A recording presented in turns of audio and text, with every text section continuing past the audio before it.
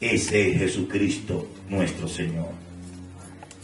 Yo les invito, mis queridos hermanos y hermanas, a que vayamos a las Sagradas Escrituras. En el capítulo 1 del Evangelio según San Mateo, la palabra de Dios dice, San Mateo capítulo 1, en los versos 18 en adelante, la palabra de Dios dice: el nacimiento de Jesucristo fue así. Estando desposada María, su madre, con José, antes que se juntasen, se halló que había concebido del Espíritu Santo. José, su marido, como era justo y no quería infamarla, quiso dejarla secretamente. Y pensando él en esto, he aquí un ángel del Señor le apareció en sueño y le dijo: José, hijo de David, no temas recibir a María tu mujer, porque lo que en ella es engendrado del Espíritu Santo es. Y dará a luz un hijo, y llamarás su nombre Jesús, porque él salvará a su pueblo de sus pecados. Que Dios bendiga su palabra leída. Amén. Gloria a Dios. Padre, gracias te damos.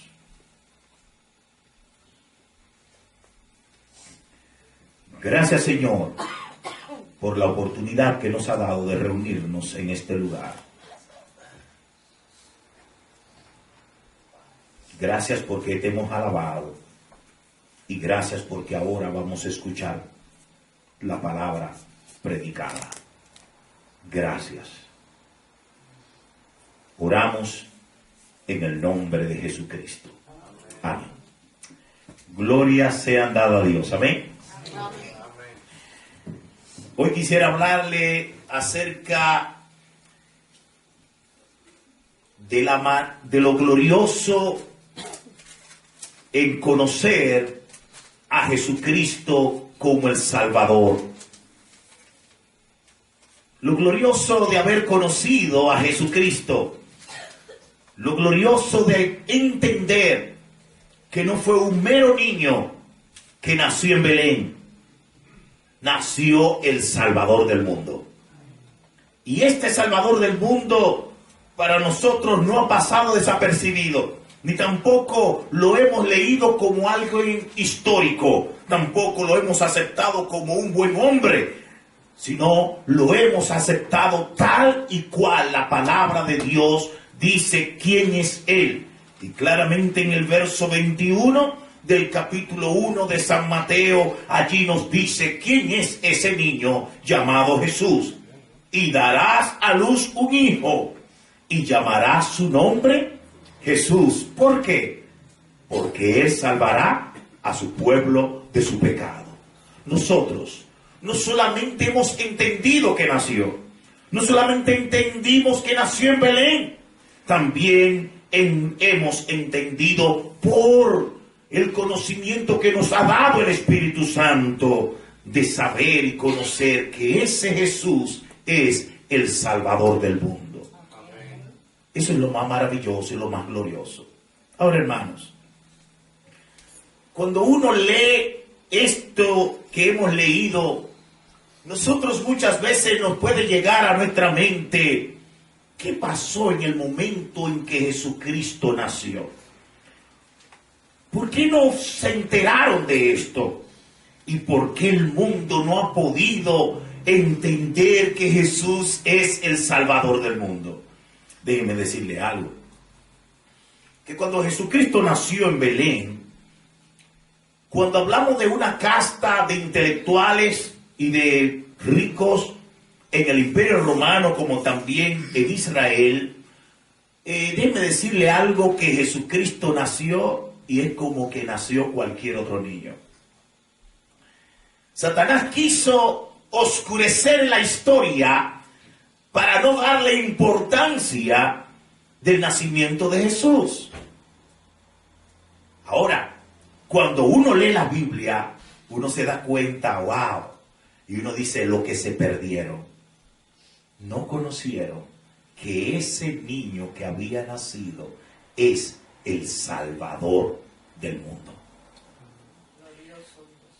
Uno esperaba que los sabios griegos, después del imperio medo-persa, después del imperio babilónico, el imperio medo-persa, después del imperio griego, pensábamos que los pensadores griegos, algunos de ellos, iba a recoger alguna historia de la profecía del nacimiento de Jesús.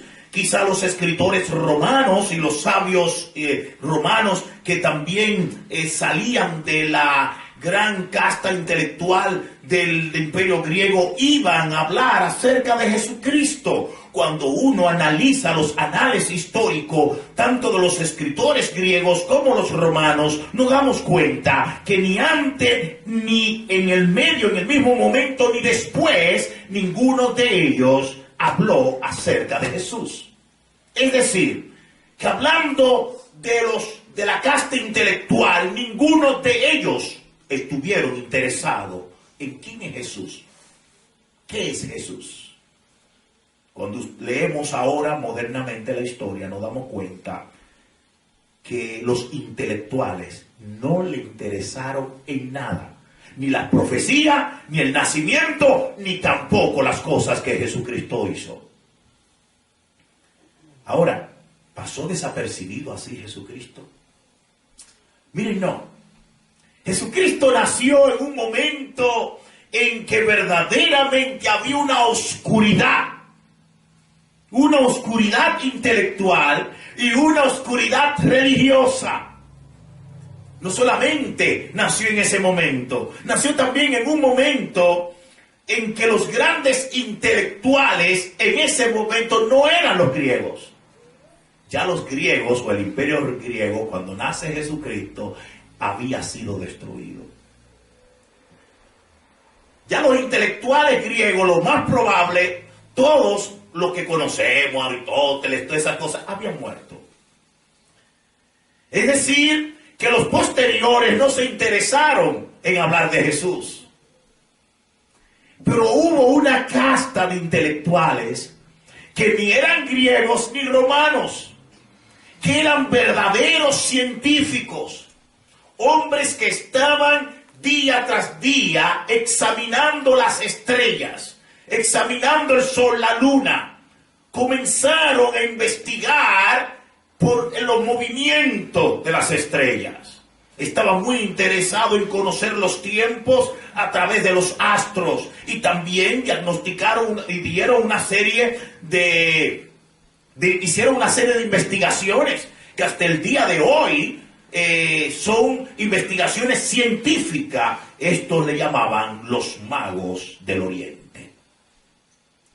Estos sí se interesaron por Jesús. Por eso ustedes ven en el capítulo 2 del Evangelio según San Mateo, cuando Jesús nació en Belén de Judea, en días del rey de Herodes, vinieron del oriente, Jerusalén, unos magos, diciendo: ¿dónde está el rey de los judíos que ha nacido? Porque su estrella hemos visto en el oriente y hemos venido a adorarle. Aunque los griegos y los romanos no se dieron cuenta, la crema innata de la ciencia, la gente que tenía en sus manos y que conocía los asuntos científicos, sí se dieron cuenta. Sí se interesaron por quién era Jesús. Por un lado, vemos que los llamados, los que estaban en la palestra pública, ni se interesaron por el nacimiento de Cristo. Pero los verdaderos científicos, los verdaderos hombres que estaban comprometidos con las señales y con la investigación de los astros, estos sí conocieron: hay una estrella. Esta estrella nos va a llevar directamente a donde está el rey de los judíos. ¿De dónde le nació eso a los científicos del Oriente? ¿De dónde le vino a ellos que una estrella lo iba a llevar hacia donde estaba Jesús? Eso no fue el Espíritu Santo que se lo dijo. Entonces, ¿quién fue? lo que podemos inferir por la historia bíblica es que estos magos del Oriente estaban situados por Ur de los Caldeos y por Mesopotamia, por esos lugares en que habitaban estos hombres. Dicho sea de paso, eran hombres ricos, millonarios, eran personas que tenían muchas riquezas, eran personas que estaban interesados, eran muy intelectuales, eran hombres que estaban investigando los astros y los tiempos. ¿Dónde ellos recibieron alguna noticia acerca de esta profecía? Cuando uno toma las escrituras, nos damos cuenta que precisamente en Ur de los Caldeos, precisamente en Mesopotamia, allí nació un gran imperio babilónico y el imperio medo-persa, donde estos magos tenían una incidencia. Estos magos que estaban con Nabucodonosor, con Belsasar y toda esa gente, y con Nabopolassar, el padre de Nabucodonosor, ellos tenían, y las gentes, los científicos, los intelectuales, eran estos magos del Oriente. ¿De dónde entonces ellos sacaron esto? Lo más probable que Daniel, Sadrach, Mesach, Abednego, estos 4 jóvenes que fueron llevados cautivos desde Jerusalén hacia Babilonia, ellos se encargaron de predicar las profecías, de hablar acerca de Jesús. Ya por lo cual estos magos del Oriente tenían un conocimiento, ya estaban enterados por medio de las profecías predicadas y explicadas por Daniel, Sadrach, Mesach y Abednego. Ellos sí se interesaron por esa profecía. Y lo más probable es que día, tarde y noche estaban estos magos del Oriente. Y no solamente a los cuales Daniel le predicó, sino los sucesores, los que vinieron después. Se quedó de boca en boca. Eso era un tema científico de ellos. Porque ya en el tiempo que nace Jesucristo, ya hace tiempo que el imperio babilónico pasó y el imperio medo-persa también pasó. Y inclusive había pasado el imperio griego. Entonces estos magos no podían durar tanto tiempo vivos. Se entiende entonces que los primeros magos a los cuales Daniel le predicó y le enseñó la profecía, ellos le pasaron ese tema a los demás. Significa que era un tema científico obligatorio y en primer lugar. Los verdaderos científicos del momento sí estaban a espera del nacimiento de Jesucristo. De allí que cuando estos magos del Oriente, examinando las estrellas, se dieron cuenta que esta estrella es diferente a las demás, por lo cual esta estrella sí hace juicio a lo que Daniel había predicado de las profecías judías, entonces le cayeron detrás. Y estaban tan conscientes de que era así, que cuando llegaron a Herodes le dijeron: hemos visto la estrella. No estaban dudando, estaban seguros que ya venía el cumplimiento de la profecía. Entonces, nuestro Señor Jesucristo nació, pero no pasó desapercibido. Los verdaderos científicos, millonarios del momento, estaban a espera, estaban vigilantes y fueron no a ver al niño, sino, como dice la Biblia, fueron a adorar al Rey de los judíos. No solamente gentes extranjeras como los magos del Oriente, también en el mismo Jerusalén, en Belén, habían personas allí que no les fue extraño. Había algunos pastores que estaban trabajando, llevando sus ganados y sus ovejas, y en el momento hubo un ángel que se le apareció. y le dijo: ha nacido el rey de los judíos, vayan, adórenle. Y ellos salieron cantando, fueron a verlo, y cuando se dieron cuenta que el niño que estaba allí es verdad lo que los ángeles le habían dicho, comenzaron a cantar y a alabar a Dios y a cantar y entonar cántico de agradecimiento por el niño que ha nacido. Los pastores también. Pero miren la gran diferencia. Una casta social alta se da cuenta de Jesús y va a adorarle. Una casta social baja, los pastores, se da cuenta de Jesús y van a adorarle. Significa que aún en el mismo nacimiento de Cristo se queda claro que Cristo es el Rey, el Salvador del mundo. Salva a los ricos como salva también a los pobres. Todo el mundo puede venir. Todo pecador, no importa de qué clase social tú eres, no importa de qué país tú eres, qué raza tú eres, Cristo es el Salvador del mundo. Gloria a Dios. Cuando Jesucristo nació, dice las Sagradas Escrituras que no se encontró lugar en el mesón, en un lugar donde la gente pasaba una noche para dormir cómodo. Y en ese lugar todo estaba lleno, no había un espacio. Parece ser como que si fuera un motel en estos tiempos. Era para los transeúntes, y entonces no se encontró en el mesón lugar. Dicho sea de paso, José y María llevaron el niño a un lugar cerca donde estaba un burro, un camello, lo que sea, donde pastaban y comían, en un pesebre. Y como el niño había nacido y tenía que descansar, hicieron una canasta y lo pusieron los pañales y allí pusieron el niño. Y allí fue donde pudieron ir los pastores y verlo. Si hubiese nacido y si hubiese estado en el mesón, lo más probable, los pastores no hubiesen sido testigos del nacimiento de Cristo. Todo fue totalmente controlado por Jesús. La misma historia del nacimiento de Cristo fue controlado por el Padre. Si hubiese nacido y si hubiese sido puesto en el mesón, entonces los pastores no hubiesen sido testigos de la adoración que dieron al Señor porque el niño había nacido.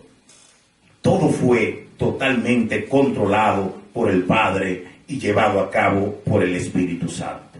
En toda esta historia, que en síntesis yo le he hablado acerca del nacimiento de Jesús, miren, el control del Padre era tan fuerte, todo estaba tan bien coordinado, que cuando los magos llegaron y le dijeron al rey Herodes: hemos venido del oriente, detrás de las estrellas, hemos venido a adorar al rey de los judíos. Herodes dice: ¿al rey de los judíos?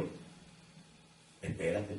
Y fue, consultó a sus magos, a sus intelectuales, y dijeron: ¿es verdad esto, que una estrella, es verdad esta profecía? Los magos dijeron: sí, es verdad la profecía. Pero aquí vinieron los sabios del oriente, que la estrella vino y andan detrás de la estrella y la estrella lo va a llevar. Pues sí, pues eso es así, se cumplió. Y cuando va Herodes donde ellos, le dice: ustedes van a adorarle. Miren lo que Herodes le dice, verso 2. Dice, los magos le dicen, diciendo: ¿dónde está el rey de los judíos que ha nacido? Le dicen los magos: porque su estrella hemos visto al oriente, hemos venido para adorarle. Oyendo esto, el rey Herodes se turbó, y toda Jerusalén con él. Y convocados todos los principales sacerdotes y los escribas del pueblo, les preguntó dónde había de nacer el Cristo. Ellos le dijeron: en Belén de Judea. Le dicen los que estaban debajo de Herodes, los sabios, los príncipes, los sacerdotes, los escribas. Porque así está escrito por el profeta: tú, Belén, de tierra de Judá, no eres la más pequeña entre todos los príncipes de Judá, porque en ti saldrá un guiador que apacentará a mi pueblo Israel. Entonces Herodes, llamando en secreto a los magos, ya lo que hace, indagó con ellos diligentemente el tiempo de la aparición de las estrellas, y enviándolos a Belén le dijo: id allá, averiguad con diligencia acerca del niño, y cuando le halléis, hacedmelo saber, para que yo también vaya y le adore. Satanás sabe hablar el lenguaje, ¿verdad? Ellos dijeron, hemos venido detrás de las estrellas para ver al niño que ha nacido. Hemos venido a adorarle. Tenían un corazón bueno. Esos magos del oriente traían un corazón honesto. Era una profecía que ellos estaban esperando. Pero el corazón aquí de Herodes no es bueno. En primer lugar, indagó de una manera secreta. Tenía sus artimañas. Él tenía su estrategia. Vayan ustedes delante, averigüen dónde es y después díganme dónde está. Él lo que quería era matar a Jesús. Como él era el rey Herodes, y como en ese tiempo el rey Herodes tenía un rating muy por debajo, si de 100 tenía quizás 5 y era mucho. Todo el mundo odiaba a este Herodes, porque tenía una vida inmoral, una ética de vida y su política que estaba llevando a cabo era de corrupción rampante y abierta. Todos los judíos odiaban a Herodes. Herodes era un títere del Imperio Romano. Y en esa baja política, cuando nace el niño, dice, bueno, si este niño es el rey de los judíos, me va a quitar el trono. Y estratégicamente le dice, averigüen dónde es para yo ir a adorarle. Mentira, lo que quería era matar a Jesús. Los magos no sabían esto. Ellos le dijeron, verso 5, entonces en el verso 8 dice, y enviándolos a Belén le dijo, id allá y averiguar con diligencia acerca del niño, y cuando le halléis, hacedmelo saber, para que yo también vaya y le adore. Ellos, habiendo oído al rey, se fueron, y he aquí la estrella que habían visto en el oriente iba delante de ellos, hasta que llegando se detuvo sobre donde estaba el niño. Y al ver la estrella se regocijaron con muy grande gozo. Y al entrar a la casa vieron al niño y a su madre María, postrándose lo adoraron, y abriendo los tesoros le ofrecieron presentes, oro, incienso y mirra. Pero siendo avisado por revelación en sueños, no se volvieron a Herodes, regresaron a su tierra por otro camino. Gloria a Dios. Todo lo tenía controlado Dios, como lo tiene controlado Dios la vida tuya y mía, desde tu nacimiento hasta que moramos. Todo está controlado. Satanás quería asesinar a Jesús desde que nació, pero el Señor tenía control de todo. En sueños, ellos determinaron, no volvamos a Herodes. Él tiene, como decimos, mala fe. Hay veneno en su corazón. No volvamos. Y se fueron por otro camino. Quiera Dios que el venir a la iglesia y el saber que ese niño que ha nacido es el Salvador del mundo, tú hoy acepte a Cristo y salga por otro camino de esta iglesia. Ya deje el camino antiguo, ese camino de error y de pecado, y que a través de Cristo tú vayas por el camino correcto, que es Jesucristo. Alabado sea el Señor. Todo esto envuelve en síntesis el nacimiento de nuestro Señor y Salvador Jesucristo. ¿Cuál fue el propósito? ¿Quién es ese Jesús que ha nacido? En el verso 21 del capítulo 1 de San Mateo nos dice: y darás a luz un hijo y llamará su nombre Jesús, porque él salvará a su pueblo de sus pecados. Inmediatamente que uno ve esta declaración, lo primero que tenemos que preguntarnos ¿es Jesús el Salvador del mundo? ¿Puede ser Jesús ese niño el que cumpla según la ley, que nos pueda perdonar nuestros pecados? Mire, para una persona llegar a ser Salvador del mundo y llegar a ser el perdón de nuestros pecados, tenía que llenar dos naturalezas en su vida. En primer lugar, según la ley,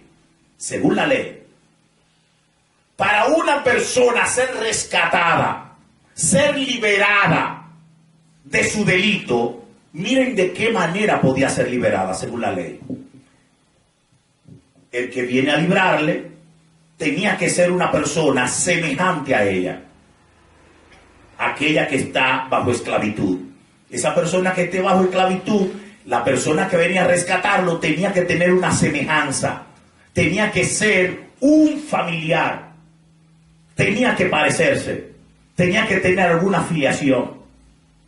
En segundo lugar, esa persona tenía que ser una persona que tenga crédito, no solamente económico, sino también moral. Es decir, ese familiar, si había cometido el pecado que ese que está en esclavitud cometió, no podía rescatarlo. Tenía que ser una persona que tenga crédito moral, pero también tenía que ser una persona poderosa económicamente hablando para que pague el costo del delito cometido. El Señor Jesucristo no vino a salvar a una persona, a un familiar. Jesucristo vino como el Salvador del mundo entero. Por lo cual Jesucristo tenía que llenar dos cosas. Número uno, ser semejante a nosotros, ser humano. Y número dos, ser poderoso económico, con bienes, si vamos a decirlo, y también moral. Jesucristo no podía cometer o haber cometido ninguno de los delitos que nosotros hemos cometido. Por lo cual tenía que ser santo. Porque los millones de personas que Él vino a salvar, cada uno de ellos tienen pecados diferentes. Por lo cual Cristo no podía tener ni un solo pecado. Tenía que ser totalmente una persona, un hombre, pero sin pecado. ¿Puede algún ser humano, aparte de Jesucristo, llenar este lugar? Ninguno. La gente tiene una serie de líderes que creen que son sus libertadores. Los islámicos tienen a Mahoma. Pero la historia misma sabe los pecados de Mahoma. Cuando usted lee la historia contada por ellos mismos, uno se da cuenta de los pecados de Mahoma. Mahoma tiene pecados, mire, a la luz históricamente, ahí está. Y lo testifican ellos mismos en sus libros.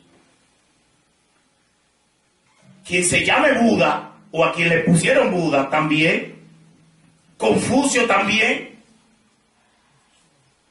todos los papas que han pasado por la Iglesia Católica, todos son pecadores.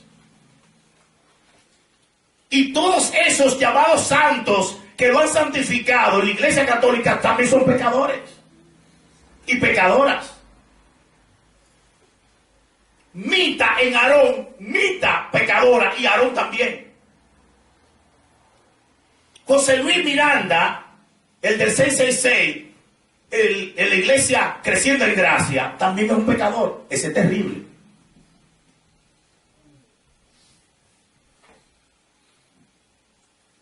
Es decir, que ninguno de los llamados salvadores, antes, hoy y después, ninguno puede llenar el espacio, el lugar de ser el salvador de nosotros.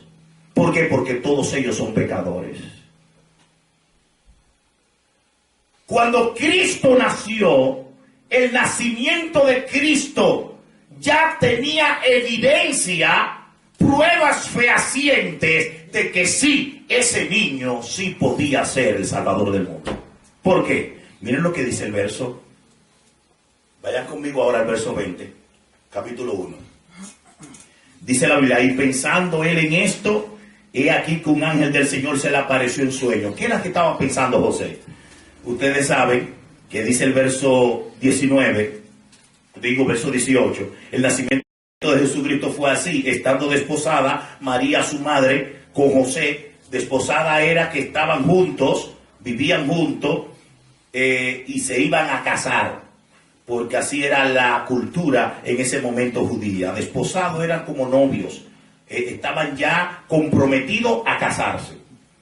Desposada María su mujer, antes que se juntasen, es decir, antes de que se juntasen, antes de conocerse, antes de tener coito, antes de tener sexo, antes de juntarse, ahí la palabra es tener coito, antes de entrar en una unión sexual, tanto María como José, aunque estaban juntos, todavía no habían tenido coito. Se halló que había concebido por el Espíritu Santo. Pero José no sabía eso. Por lo cual José, su marido, que era un fiel seguidor de la ley, un hombre justo, no quería infamarla. No quería sacarla y llevarla ante los sacerdotes y decirle, esta mujer está embarazada y yo no he tenido sexo con ella. Claramente la iban a apedrear porque es adulterio.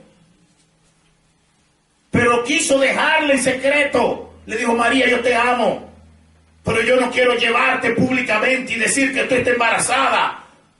Y ese embarazo no es mío, porque yo no me he juntado contigo. Y para no hacer algún escándalo, yo quiero que tú te vayas esta noche tranquila y callada a tu casa. Cuando ya se proponía hacerlo esto, oye, usted se imagina a María, si eso era José, que por su religión y por no comprender el asunto, estaba buscando una estrategia más o menos digna, según él. Yo me imagino a María sufriendo eso. Pero ¿qué hago yo embarazada? ¿Y cómo es posible? Ahora, María, según lo que tenemos de María, era una mujer que pensaba mucho y guardaba mucho las cosas. Cuando uno lee en el Evangelio según Lucas, dice la Biblia que María guardaba estas cosas en su corazón. Es decir, que María era una mujer de un carácter tranquilo, quieto. Era una mujer que pensaba las cosas. Una mujer que cuando se rendía a un asunto, lo tomaba muy de ella, pero no hacía escándalo. Yo creo que para ella fue algo difícil de comprender. Pero en eso vino un ángel y se le apareció a José y le dice en el verso 20, José, hijo de David, no temas recibir a María tu mujer, porque lo que en ella es engendrado del Espíritu Santo es. Aquí vemos entonces la primera prueba, evidencia de que Cristo sí puede ser nuestro Salvador. ¿Por qué? Porque aunque nace de María, nace humano, pero no viene como consecuencia de la unión entre José y ella. Por lo cual, siendo el hombre el que pasa la naturaleza, siendo el hombre quien procrea, siendo el hombre quien trae toda esa raíz adámica, el hombre y la mujer, de luego, pero el hombre no tuvo nada que ver. Ese niño que nace no trae en sí esa descendencia pecaminosa de Adán. ¿Por qué? Porque fue un engendro en el vientre de María causado por el milagro del Espíritu Santo. Antes, los científicos, cuando hablaban de eso, se burlaban. En la actualidad no se burlan, porque los mismos científicos sí saben coger un coito, un espermatozoide, y meterlo en un lugar, un tubito, un asunto, y sacudirlo, y hacer esto, y ponerlo, y sacó un muchacho. Y ahora no, ahora lo manipulan tanto que están queriendo hacer hombres perfectos. Y si esos son los humanos, ¿cuánto mayor no lo hace el Espíritu Santo? Amén. ¿Se fijan? Lo que pasa es que ellos necesitan el espermatozoide del hombre y el óvulo de la mujer. Ahora, ¿qué sucede? El Espíritu Santo no necesitó a José. El poder del Señor vino sobre María y creó en el vientre de ella un cuerpo. Y ese cuerpo es el que iba a utilizar Jesucristo. Recuerden que Jesucristo es la segunda persona de Dios. Es Dios. Significa Dios tomó un cuerpo, como dice Juan. Dios hecho carne. Emmanuel, Dios con nosotros. Jesús es la persona. Es la persona de Dios eternamente. Ese Jesús. Ahora, lo que está en María es el cuerpo que Jesús va a tomar. Y cuando nace, ahí nace el Salvador. Nace hombre porque trae un cuerpo, pero es Dios. Significa que puede ser nuestro Salvador. Jesucristo hace juicio y cumple con todo lo de la ley. Jesucristo sí puede ser el perdón de los pecados, el perdón del pecado de su pueblo. Sí puede ser el Salvador del mundo. Quiere decir, amigo, amiga, que si tú aceptas a Jesucristo hoy, tú estás aceptando verdaderamente a Jesús, el único Salvador. Por eso claramente la Biblia dice, no hay otro nombre dado a los hombres en que podamos ser salvos. El único mediador entre Dios y los hombres es Jesucristo hombre. Si por si acaso tu esperanza está basada en cualquier otro ser humano, en cualquier otra agenda filosófica o en cualquier situación religiosa, déjame decirte, estás equivocado. Te está perdiendo. Pero hoy te estamos diciendo que ese niño que nació en Belén es Jesús el Salvador, el que vino a perdonar los pecados de su pueblo. Este es Jesús, que si tú crees en Él, si tú lo aceptas, si tú vienes a Él y dices, Señor, sálvame, perdóname, tú estás recibiendo el Salvador del mundo. Por lo cual, Cristo dijo, de cierto os digo, el que oye mi palabra y cree al que me envió, tiene vida eterna. Todo el que a mí viene, yo le doy vida. Todo aquel que trae el Padre, yo le voy a dar vida y no perecerá jamás. Hermano, hermana, estamos en el verdadero, en Jesucristo, el Hijo de Dios. No tenemos que ir a ningún otro lugar. Ya tú estás en el verdadero. Jesucristo es el verdadero Dios y la vida eterna. Qué gozo es saber que ese niño que nació es mi Salvador. Y ese niño que nació no es un niño igual que otros. Es verdad que es humano 100%, pero es verdad que es Dios 100%. Por lo cual no nos hemos equivocado. ¿Sabe por qué viene la apostasía?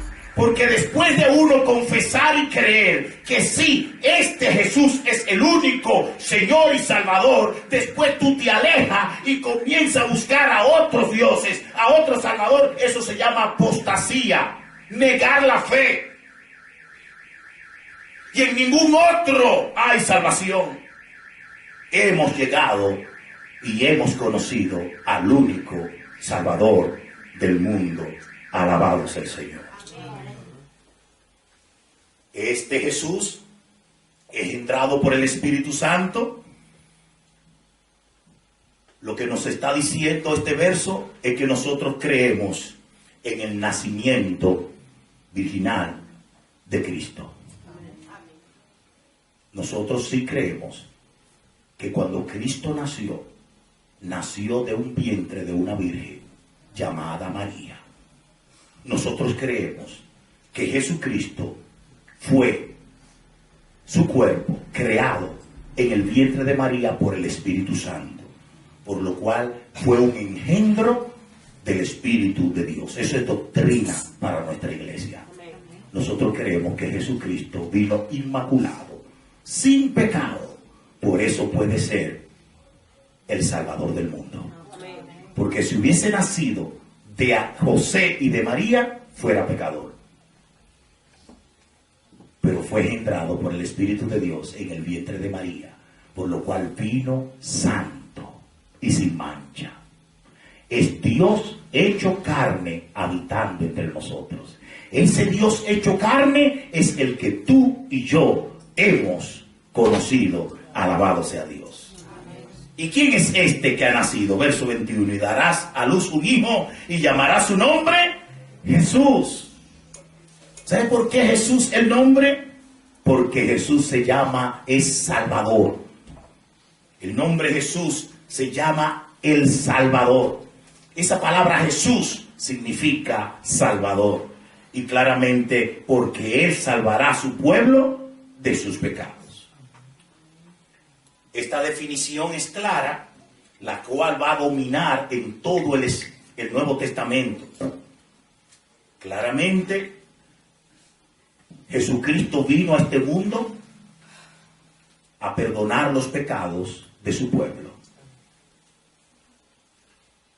Esta palabra es una palabra que sintetiza, es exclusiva, es específica y viene con un propósito: a salvar, a perdonar, a salvar a su pueblo de sus pecados.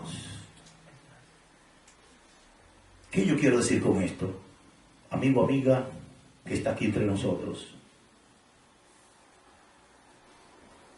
El propósito de Jesús venir a este mundo no es salvar al mundo entero.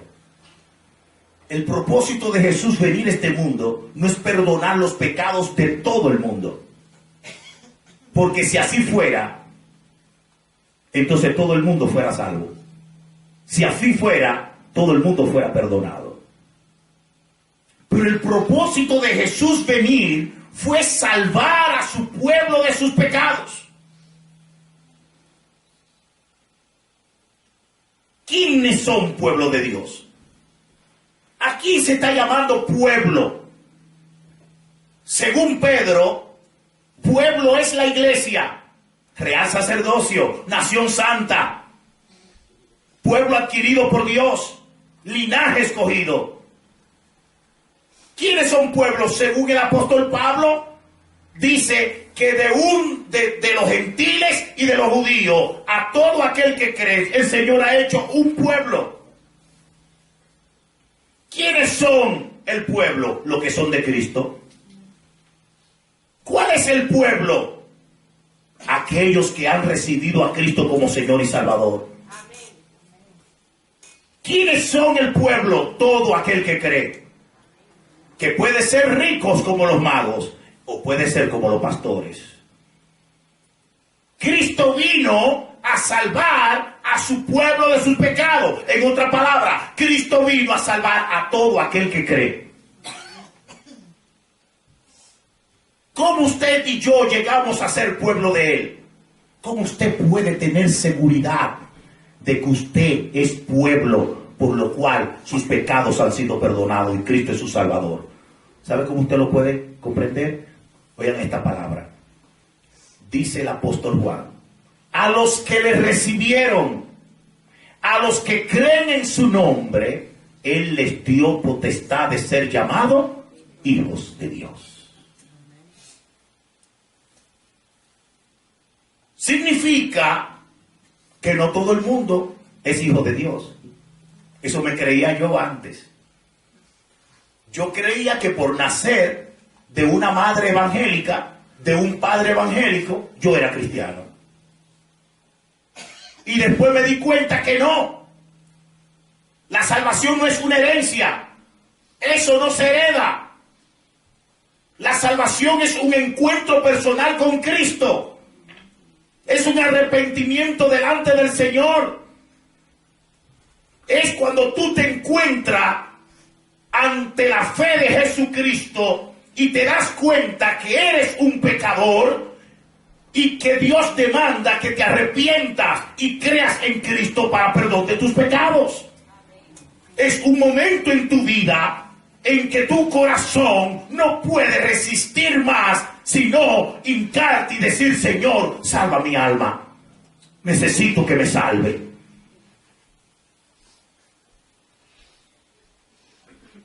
¿Cuándo sucede eso? Según el apóstol Pablo, hoy es el día de salvación. ¿Cuándo sucede eso? Desde el día que creísteis. En el momento en que tú crees en Cristo, en el momento en que tú vienes a Cristo arrepentido, allí, en ese momento, tú te conviertes en un pueblo de Dios. En el momento en que tú recibas a Cristo como Salvador, eres sellado por el Espíritu Santo y eres llevado a un cuerpo donde eres bautizado, y de ahí en adelante tú eres pueblo de Dios por tu fe y el arrepentimiento. Hoy es el día de salvación. Hoy tú puedes venir al Señor clamando y diciendo: Padre, si tú has enviado a tu Hijo Jesucristo a salvar a su pueblo de sus pecados, yo quiero hoy recibirlo como Salvador de mi vida, porque yo soy un pecador, y si Él vino a salvar a su pueblo de sus pecados, yo reconozco que soy pecador y yo necesito que Él me salve de mis pecados. Yo quiero que Él me rescate, que Él me perdone. ¿Sabe cuándo va a suceder eso? Cuando tú reconozcas que eres pecador, cuando ya tú no quieras seguir bajo el pecado, y cuando tú entiendas que por tus pecados te va a condenar. Está establecido a los hombres que mueran una sola vez, después de esto el juicio. La paga del pecado es muerte. Tus pecados te llevan a la condenación. Pero Cristo ha enviado a Jesucristo, no para que tú seas condenado, sino para que tú seas salvo. Porque Cristo no vino a condenar al mundo, sino para que el mundo sea salvo por Él. Entonces, si Cristo no vino a condenar, ¿por qué hay tanto condenado? El apóstol Juan dice: el que cree no es condenado, pero el que no cree ya ha sido condenado. ¿Sabe por qué? Porque no ha creído en Jesucristo, el Hijo de Dios. Y esta es la condenación, que Jesús vino al mundo, pero ellos amaron más las tinieblas que la luz admirable. La gran condenación de hombres y mujeres, ¿sabe cuál va a ser? El rehusarte en creer en Jesucristo. Rehusarte creer que ese niño que nació es Jesús, el Salvador del mundo. Y que yo, si reconozco que soy pecador, tengo que clamarle a Él y pedirle que me perdone y me salve. Si rehusas eso, si no lo quieres hacer, tú estás condenándote tú mismo. Estás eligiendo, por lo cual, la condenación eterna. ¿Cuál es la condenación? Rehusarte conocer a Cristo. Rehusarte arrepentirte. Rehusarte creer en Él. Y hoy, el evangelio que te estamos predicando es que Cristo es el Salvador de todo aquel que cree. Y si tú crees hoy, tú verás cómo Cristo va a nacer de nuevo en tu vida.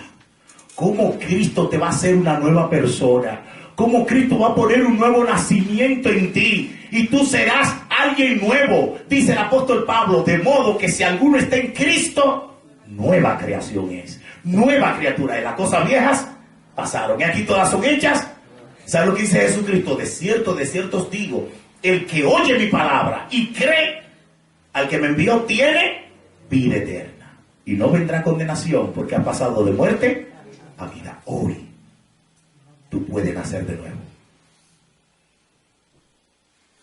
Si en verdad estás arrepentido y reconoce que Jesús es el Salvador y ha venido a perdonar tus pecados, abre tu corazón. Si te rehusas, esa es la condenación. Si te rehusas, esa es la condenación.